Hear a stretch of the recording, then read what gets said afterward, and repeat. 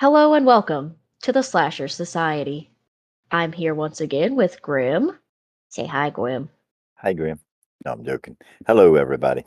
Hi. Okay, so on the last episode, our very first episode, we talked about American Psycho and how Grimm hasn't seen it, or hadn't seen it rather. And last night we got on here and we watched it, and he has now seen it for the very first time.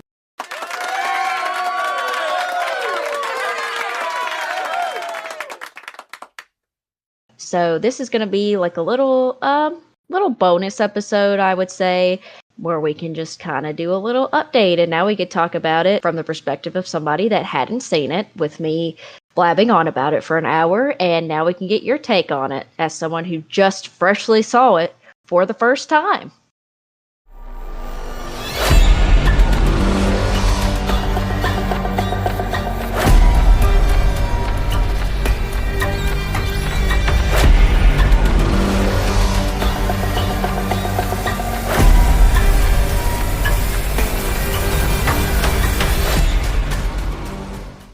Looking forward to giving my review of it.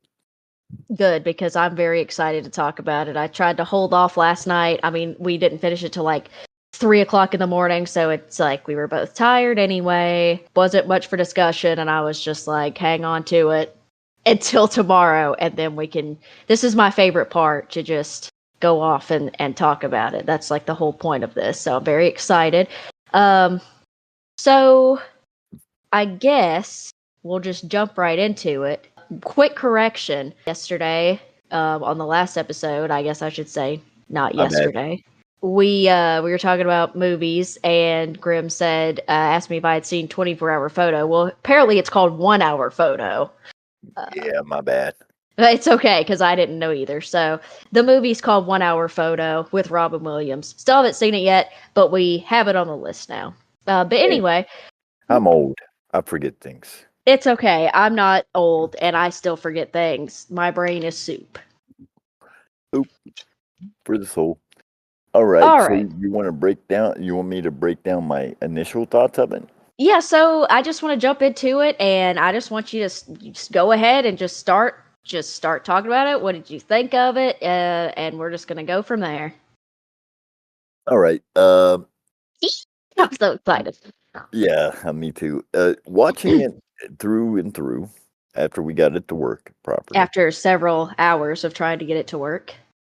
The movie struck me as something that would not be acceptable today in today's environment, right?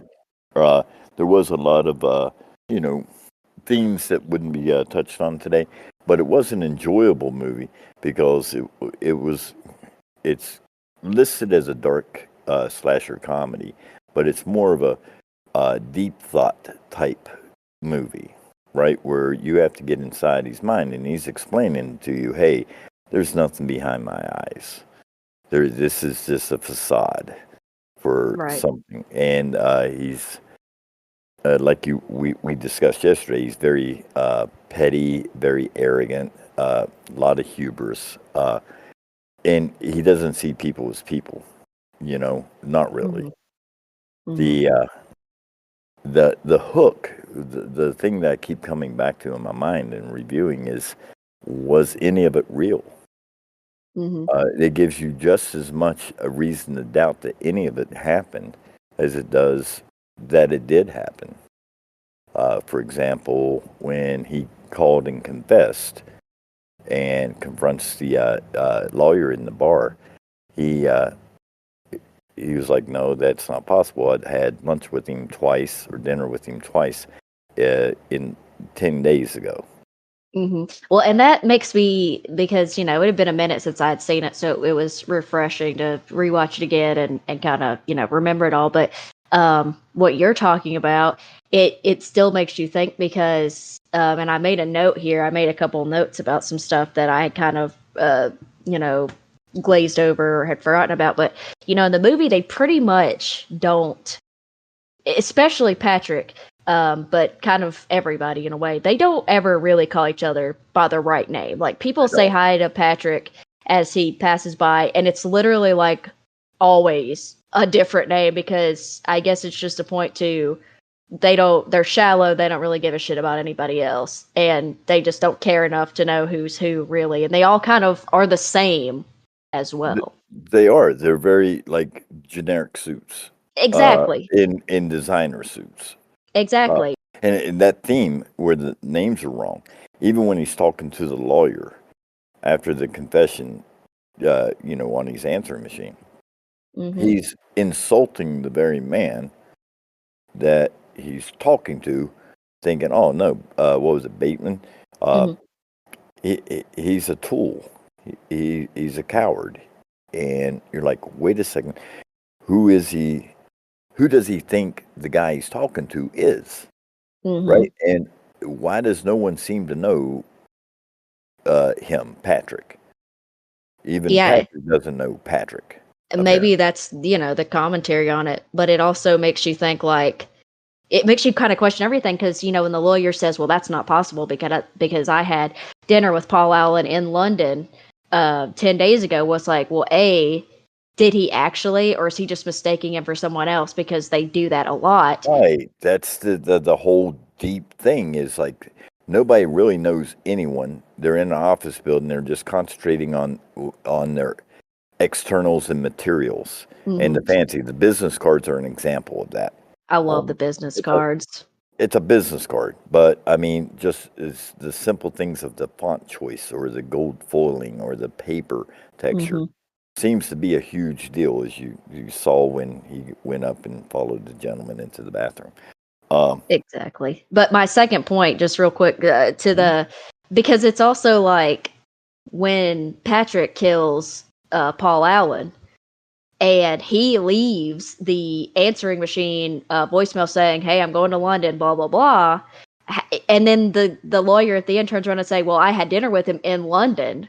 So it's weird, because Patrick basically made that up as the alibi, so to say, and then he's like, "Well, he was in London because I dinner with him." So it's just like stuff gets really skewed, especially at the end. You don't know what really happened, what didn't really happen, what's being, just confused because they're all shallow and they don't really pay attention to other people. Like it's crazy.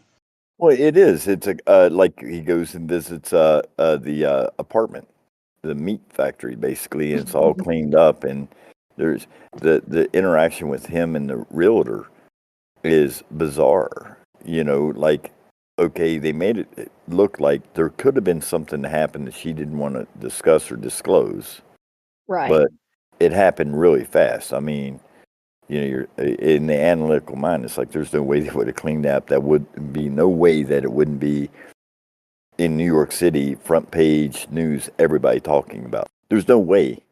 Uh, in reality. But again, this is a movie. So Hmm. how many times have we been sitting at work and fantasize about doing something we shouldn't do, and we spend our day just in another world in our mind because of the tedium of it all. Hmm. So going back to when his secretary finds his day planner, right? Hmm. And there's all that drawing. I mean, we don't know. We're left to conclude for ourselves, and whether all the stuff in the movie actually happened, didn't happen. Some of it happened, right? Hmm. It's a very, very deep narrative of Hmm. everyday life. Well, and it the part with they do a really good job with, kind of pulling your head back and forth, because like you were just talking about the part with Jean, I think is her name, right? The secretary. And when she's looking through the notebook with all this crazy violent shit that he's drawn in there, and her reaction is almost kind of like not as much as I feel like my reaction if I opened somebody's planner and it had all this crazy stuff in it. So it's like, is she really seeing all these weird drawings? Is he actually drawing them in there instead of acting on the fantasies? Or maybe she's just like looking through it and actually just seeing like, oh, maybe it's a bunch of, women that he's gone on dates with, and that's written in his planner, and she's just crying because she's upset because she has feelings for him. Like, you don't really know. And I think another good example is, say, when he's talking to Detective Kimball, and they kind of jerk you back and forth between, okay, this detective is getting really suspicious of him because obviously he's acting suspicious as hell every time he talks to him. Right. But and then it's like, okay, he's getting suspicious of him, and then all of a sudden it jerks you back, like, then he's just totally cool and normal with him, like, yeah, well, if you think of anything else, let me know. Or like when they're Right. out to dinner, and he's The dinner like, was key. Exactly. yeah, and he's He hands like, him the alibi. He hands him the alibi. exactly. So at first you're like, oh no, he's gonna get caught because he's really like just leading him into somewhat of a confession, like, well, they said that you were at dinner with them, and he's like, right. So, and then immediately it's like, hey, he's suspicious of him, and then he turns around and it's like, oh, well, maybe he's not, but what's really going on? What's going on in his head? What's going on in reality? Exactly, and that's the speaking of Gene, the secretary. Mm-hmm. The one person he chose not to F up, right? Mm-hmm. He goes, if you stay, I have a feeling I'm going to hurt you. Well, her response was something about bruising, but you can interpret that two different ways. I don't want to hurt you physically, or I don't want to hurt you emotionally, right? Mm-hmm. So that leaves that up in the air. But she was the only one that he didn't do anything to, and it makes you stop and think for just a second, or at least it did me. Okay, he had the opportunity to do all the things that we've seen him do to her, right? Mm-hmm. But he didn't. Could she have been maybe someone he lined up to be his actual first kill, Mm-hmm. and just couldn't go through with it? And the rest was all in his mind. I like, Yeah, that's interesting. you know what I mean? It was because Mm-hmm. what set her aside, the phone call from Evelyn, or the message from Evelyn that played, really shouldn't have been a catalyst at all, because he was planning on dumping her anyway. Mm-hmm. So, like, maybe he got cold feet, and it goes against the image of himself, and that's really the beginning of the extreme spiral, isn't I it? hadn't really thought of it that way before, but that's a really interesting point on that, and I could totally see that. Because in the book, he doesn't kill her either. Even in the book, she's kind of this, I don't want to say special person per se, but she's special in some kind of way because she's a little bit more involved in the book. I think at one point they even start dating for a little bit, and he does kind of see her in a different regard as all these other women that he's murdered and tortured and stuff, but it's never really clear to what degree. So what you're saying is really interesting and really thought provoking, because what if, I don't know, but she's definitely she's definitely held in some kind of different regard, I think, than all the other random people. Right. And I mean, even he just didn't like any of the people around him. Like when he broke up with Evelyn, she was worried about the friends. My friends are your friends, and your friends are my friends. He's like, keep them. I don't care Hmm. about them. Right. Oh, but you know what else? Mm. Maybe it's because I don't know. I just had this random thought, but maybe it's because Jean is like, if you want to look at it this way, one of like the only genuine person that's around him, because they make her seem very genuine. Like, yeah, she works in that world. She's the secretary for all these people, but she seems very genuine and sweet and open and caring. And that's so different from all the other shallow women, or how he views them as being shallow and all this other bad stuff. She's genuinely different. She doesn't seem shallow. She doesn't seem as obsessed with all this superficial stuff. So maybe that is what makes her different in his Right. mind. And think about how he commanded and demeaned and ordered the other girls around. Mm-hmm. Right. No smoking. Well, she didn't have a response. Not a, I'm sorry. Oh, I didn't know. The only one who did was Jean when she went to put the spoon on the table. He's like, no, put it in the carton. And she goes, I'm sorry. You're right. You are right. I mean, it's the little things like that that can be a big deal. in movies, and it just I couldn't stop thinking about why didn't he kill Jean? He had the Mhm. nail gun, right? Mhm. Uh, and she is the closest person to him. Later on, you see her find his notebook, right? I mean, Mhm. if anyone is going to find out about you, it's the people that are closest to you. And he has Mhm. no one that's close to him. He treats the girl, his affair, the what was her name, the sad girl, that was messed up, Courtney. treats her like disposable. Mhm. Uh, you saw that. He just doesn't care. He cared enough to fake it, but it was when he took her to the fancy restaurant, which wasn't the restaurant he promised to take her to. Mhm. Uh, he didn't hurt her either. Mhm. There's a reason behind that. And it just makes you think, okay, was he just going through psychotic delusions in his mind?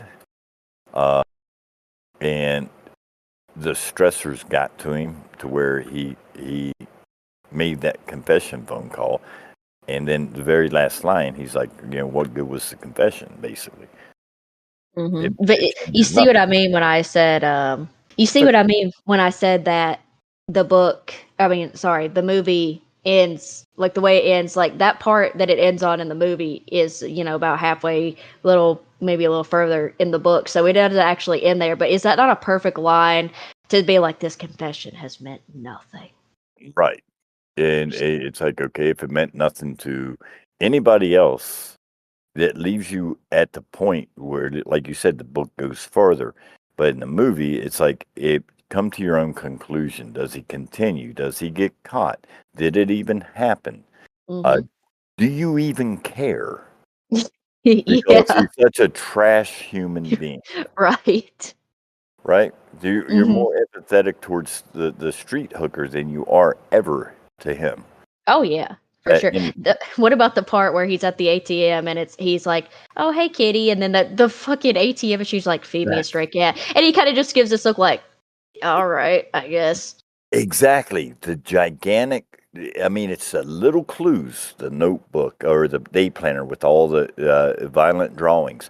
The Hmm. fact that he is drawing the chainsaw drop girl at the napkin when he breaks up with Evelyn, Hmm. and she's oblivious to it, Yep. right? He shoots the old lady, and instantly there's a cop there, Yep. and that went on his killing spree that he just had told Evelyn he needs to kill a lot of people. Hmm. So it's like, okay, is that the launch board for the delusions in your mind? Because there's no way in hell you're going to kill four cops and, Hmm. two desk jockeys, a janitor, an old lady, all in one run, and not have door to door CERT teams going through each building, you Well, know? yeah, and leading off that, there's two other points that go along with that. One being, like what you were saying, was that like the catalyst, because breaking up with Evelyn, even though he doesn't really care about her, I mean, he's been with her for a while, I believe, and it's like that's kind of a big deal. Finally saying, I'm done, like I'm not seeing you anymore, because I mean, they cheat on each other, so it doesn't really matter. So Uh, for him to finally say like, hey, I'm breaking up with you, we're done, and then all the crazy shit starts happening, that was like a uh big, like, I guess I want to say moment. point in his life. Yeah, a big moment for him. And then all the crazy shit starts happening. And then after he gets what he thinks he wants, he breaks down and confesses. Well, and then like you were saying about how he shoots the woman and the cops are immediately there. Well, when he's in the office building and he's confessing, and as he kind of starts to calm down, you notice that the helicopters in the background, the helicopter noises start fading away, and then it's quiet, and he's sort of more calm. It's almost like the helicopters are in sync with his panic attack, his Yeah, emotions that he's going through. exactly. Like a schizoaffective or schizophrenic episode where the boogeyman's there and it drives your emotions, and the more it drives your emotions, the more the boogeyman's going to be there. And Exactly. his way of coping was the confession. Hmm. he got it out. And then that's why the last line is so powerful. It's like, okay, you saw him go through all this. He confessed. He didn't give a damn about confessing. He went to work the next day like, right? What it makes you wonder, is this the first time this has happened, or is this a regular occurrence where he goes through, has a nervous breakdown, confesses, and it all goes back to normal, and it's just a repeating cycle, and we've only just seen one cycle of it? Right, right. Because I mean, it's a great flick. Don't get Hmm. me wrong. I mean, especially for the year it was made. Uh, you know, but it's impossible to tell the way it was cleverly written and very cleverly executed, right? Uh, Hmm. but at the same time, we've all been in jobs that we hated. We've all met people that we worked with or interacted with. It's like we put them in little categories in our mind. I don't care if that person gets hit by a truck. I ain't gonna care, right? Because Yeah. we block out their humanity. The only thing that matters to us is our image of them and our feelings towards them. We don't deep dive into, oh, well, Paul had two kids and donated to charity, even though the Paul in this movie probably wouldn't. Hmm. And For sure. Paul constantly misidentifying him, or I'm sorry, yeah, the guy he killed uh, first with the axe. Hmm. That was Hip another to be thing. square. Yeah, and his whole demeanor changed into a goofball, almost like a performance artist when he was getting ready to kill somebody, like That's an my favorite part of the movie. over exaggerated, like you know when you're having a fantasy, you always put a flamboyant flair to things, and he was either actually doing it or it was just his mind. Hey, here's how I'd go about it. I'll put a little humor into it. You know, Hmm. uh, it's definitely a very deep movie where you're left thinking about it, even when you shouldn't be thinking about it. You're Yeah, like, and those little bits of the humor too, like when he's running down the hallway naked and he's got the chainsaw and he's laughing like a crazy person, right, or that part I just said was my favorite part where he's like doing the little dance to Hip to Be Square, and he's like, "Hey, Paul," and all that stuff. It's like that's the stuff that makes it a classic. You know what I mean? And of course, the meme of him having sex with the women and pointing at himself in the mirror.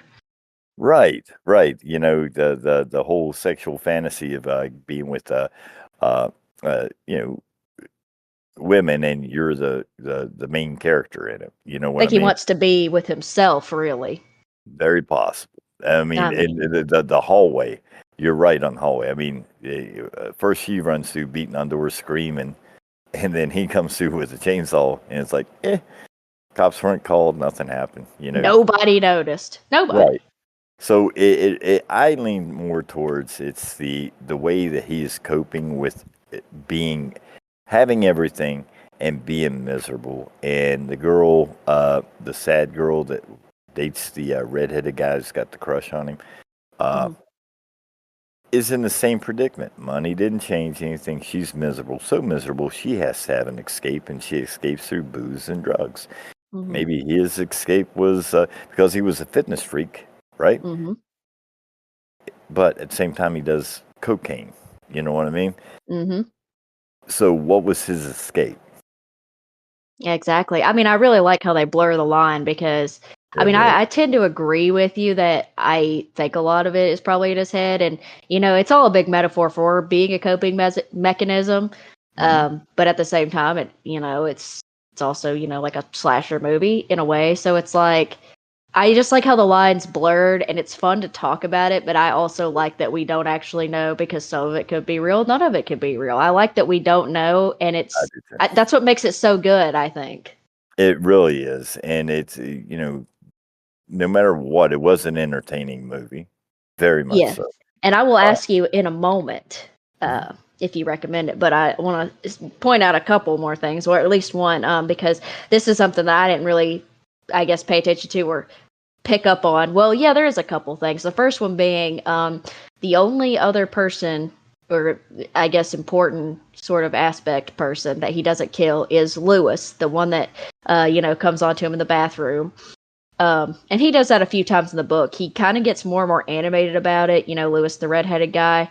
Mhm. He doesn't just do the hit on him in the bathroom. He like follows him into a store and like makes a big scene about confessing his love and stuff. But he doesn't kill him either. He is going Right. to, like, when he comes up behind him, but I guess I don't know if it just throws him off so much that he actually doesn't end up killing him either. Well, do you think that the possibility is that he has made memes of everybody around him, Mm-hmm. like the racist, the anti-Semitic, Yeah. right? The gay guy who only cares about fashion and his luggage, Mm-hmm. brand names. The girl, oh, she's a useless, uh, addict, right? Mm-hmm. Oh, she's nothing but a streetwalker. Very much like he did the homeless guy, Yeah, so Al. you're saying he kind of is making Right. up super animated, exaggerated versions of the people around him. Memes, exactly, I could see exactly. that. Because I mean, he is like, I mean, if you stop and think, he's putting a body in the trunk of a cab, and the guy is like, the way he answered him, no, it's not me. No, Lewis, it's not me. You're mistaken. Love Right. that. And then the next response is, ooh, where'd you get that travel bag? Mm-hmm. So that made me think he just sees these people as memes. That the worst stereotype possible, setting Mm-hmm. and openly discussing uh, racist and sexist comments, right? Mm-hmm. Uh, Doing drugs in the open, which was, well, in the 80s it did happen, but just like, you know, doing drugs in the open in the bar, right? Yeah. you know, there's certain things that I have no idea about, like the hair from the actress Mm-hmm. they was playing with. Mm-hmm. That's what makes you think. That gives you doubt. Did he really kill her? Is her head really in his fridge? Uh, Exactly. you know, Mm-hmm. And what the hell's going on? another thing about that part, because I mentioned it in the last episode too, about how I thought it was a trash bag, but it was a duffel bag sort of situation. Might have even been an overnight bag. But my point's still valid because he's dragging it. First of all, he's dragging it downstairs through the lobby, and there's a trail of blood behind it. And the front desk guy or the security guy or whatever looks up and does not even like flinch, does not even notice anything. But then when he gets it outside and you see him putting it in the trunk of Okay. the cab, behind him there's no trail of blood. You know what I mean? Right. So, it's like you just the little things like that throughout. It is, and it's really, really wild because I mean, normally he uses a limo, but now he's taking a cab, and he's talking about where he put that body, right? Mm-hmm. And he's so opinionated about brands and everything. He's like, "Oh, that body is in a bathtub soaking in acid in Hell's Kitchen." Mm-hmm. Well, where do you have access to anything in Hell's Kitchen that has a bathtub in it? That's, you know what I mean, Exactly. right? But Hell's Kitchen to him is like, ooh, the Cockroach Motel area of New York, where you throw things you don't want anymore. I think in the book he actually gets robbed by a cab driver at one point. Mhm.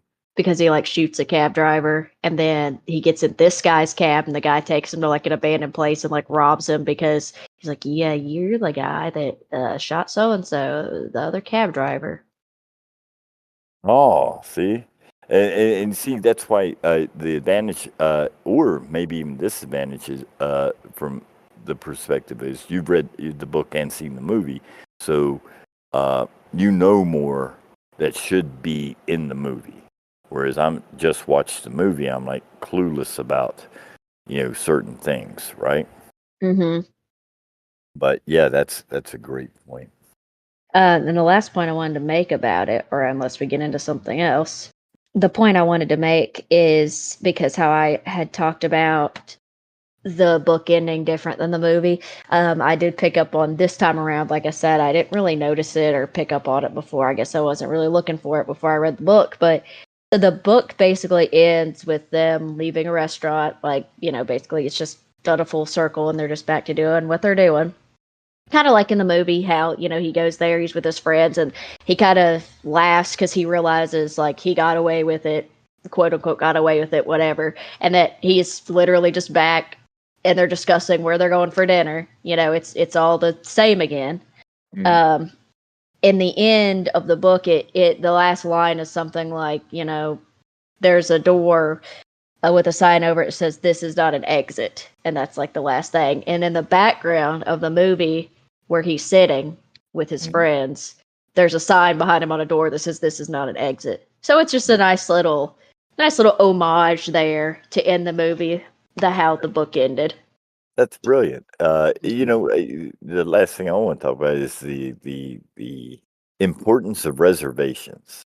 Yes, absolutely. I mean, you have to have one. Yeah, and it was like it flip-flopped. Hmm. I'm not going anywhere unless we have a reservation. And the one guy was obsessed with reservations, but when they got a reservation to some place that he couldn't, it's like he's probably lying. Yeah, You know, you got to get into Dorsia. Can you? I mean, if you call too late, they're just gonna laugh at you. yeah, exactly. And that's what happened. That's all you heard. The guy didn't say anything. He was just laughing. You know what else I just realized also? Nobody around him, depending on whether or not he says some of the stuff he says or does, nobody really Yeah. questions anything, right? And Gene is kind of the only one that does question things because when he, asked her out on a date, presumably because he's gonna, have her at his house and kill her, and he Hmm. said, "We'll go anywhere you want to go," and she's like, "Oh, I want to go to Dorsia," and he calls them, and the dude's like, "Oh, we're totally booked," and he proceeds to go, "Oh, it Pretend, sounds yeah. great, be there." And she says, she kind of gives him a look like, "You didn't give them your name." Like, she's the only one that questions stuff. She's like the only genuine human being in this world, Right. truly. Well, exactly. And she was like, "You didn't give a name," but he's sitting in the bar, murders and acquisitions. She didn't miss a lick. She was like, "Oh, I know guys, lots of guys in mergers and acquisitions, and they hate it." Hmm. Okay, and the street hooker and the call girl, they both left, made it out alive the first time, right? Hmm. Don't know that if he went and got the call girl again, because again, there's lots left out. But it's like he was exerting his power and control, or thought he was, throughout the entire movie with money and trying to be sweet, right? Hmm. He fooled the model. Oh, you're really a genuinely sweet guy. Uh, Bad judge of character. yeah, and exactly. And then the hooker, oh, I'll take care of this. I'll just write a check. No need to get a lawyer. And then he's pounding the thing, and she again gets in the car, knowing what he did to her last time, and then Hmm. ends up going there. And then he murderfies the lady that was there. That was like, oh, I'm not a lesbian, but of course, money, influence, drugs, or whatever. And you know She what else? That woman that he's with, besides Christy, the what he calls the prostitute, apparently that woman is actually like a friend of his. And right. he, a lot of people he kills are just not necessarily random, but homeless people, prostitutes, people working on the street, random models, and all this stuff. And this woman is like somebody that he presumably knows and is in this world with him. I don't know For what a she long does, time. Right. and he decides to kill her. I don't know. It's kind of strange, but And the cop, when he was like, oh, it's, no, friends don't kill their friends for absolutely no reason. But that's assuming that Patrick was a friend to anybody. exactly, exactly. Again, the breakup scene, you can have my friends. I don't care about them. I never really cared for you, you know? Yeah. It's a wild movie. I do highly recommend people watch it. Well, I was gonna say, I guess the final thought is, what are your final thoughts on it, and would you recommend it to somebody who hasn't seen it, being that you just watched it for the first time because I forced you at gunpoint? You did. But no, I would recommend it for, one of those, got nothing better to do. Let's entertain ourselves and find out what everyone's talking about, what the hype was about with this movie. Uh, it's probably not a good date night movie unless you're with Oh, a come on total now. psychopath, not a first date movie. Let's put it that way with the scenes, you know. True. Yeah, okay. You got to wait until at least the third date to take them to see something like that. You're right. Got to build that trust up like Patrick does. Uh, Absolutely. yeah. But no, I would recommend it. It was a good recommend from you, and I thank you. Even though it's gonna, leave me thinking for the rest of my life. Did it happen? Did it not happen? Well, that's the beauty of it, you know? What if I rent a place in Hell's Kitchen and I find a dissolved body in the bathtub? I don't know, I guess you should call, Detective Kimball. Yeah, right away. Oh, can you get over here? I think I solved this case from the 80s. But no, thank you for turning me on to it. I look forward to more of your recommendations because you know me, I'm more of a sci-fi, fantasy, uh, you know, true crime type guy. Connoisseur. Yeah, I'm not really a slasher, gore type guy. But if you approach it in the way that we did this movie, analyzing it, trying to break down, it could be fun. Oh, it's gonna be a fun journey. But I guess we will end that one here. This was kind of a shorter episode, but I really wanted to get your thoughts, and I think it's a good follow up to what we did on the first episode. And everyone out there, just let us know if you enjoyed it. Let us know what other kind of things you want to see, want to be talked about. Yeah, and let us know if you agree with our theories or you have a theory of your own that can either break ours or reinforce ours. Yeah, I mean, that's what this is all about. And as soon as we have up some sort of social media for this that we can kind of all communicate on, we will let everybody know. And in the meantime, I have to go return some videotapes. Brilliant. Happy slashing, everybody. Bye bye.